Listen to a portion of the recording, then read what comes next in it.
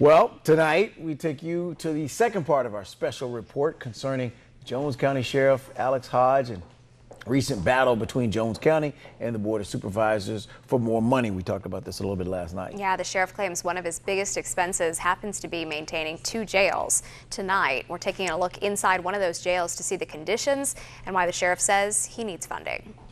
Hey, welcome to Jones County Jail. Captain David Harrell down here.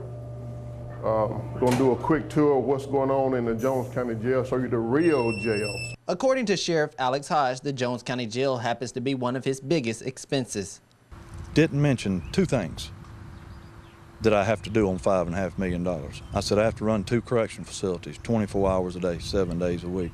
During my jail visit walking the halls with Captain Hare, it didn't take long to come across some of the deplorable conditions inside of the jail. These old doors are so rusted out and so heavy, you can see the deterioration from the bottom up, and it's just... And that's not the only thing wrong with the door. Now these old doors and these locks are so outdated that most of them, they don't open anymore from the control panel. You have to have a key for them. This presents a safety issue. If you get in a situation, we don't need to be trying to fumble with the key. We need it open right away. Not to mention the erosion put a hole inside this door slot. Look at that. Safety hazard for not only for the officers, but for the people that's living in there.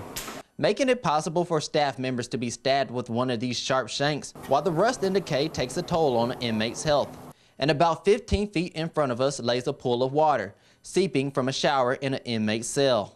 No way to stop that water when these people are using it. The showers, they're built like that where it will not, you can't control the direction of the water. And inside the shower is another story. The tile flooring missing from the bottom of this shower. So when they're missing, these tiles can be turned into a weapon as a sharp cutting instrument because it's almost like a piece of glass. When this shower stops up, it runs backwards into the other cell. We're going to show you over there. It runs from one side to the other side. Presenting yet another health hazard. It's unsanitary, unsafe. These are some of the hazards the jail faces, not to mention the normal threats of weapons that could do bodily harm. Clear upgrades are needed to the facility, which happens to be one of the reasons why the sheriff says he needs more money.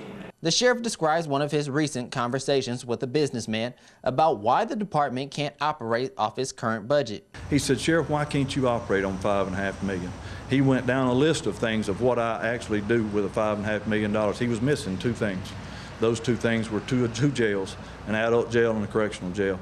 A very intelligent, smart businessman went from saying, why can't you, to how are you running that department on $5.5 million?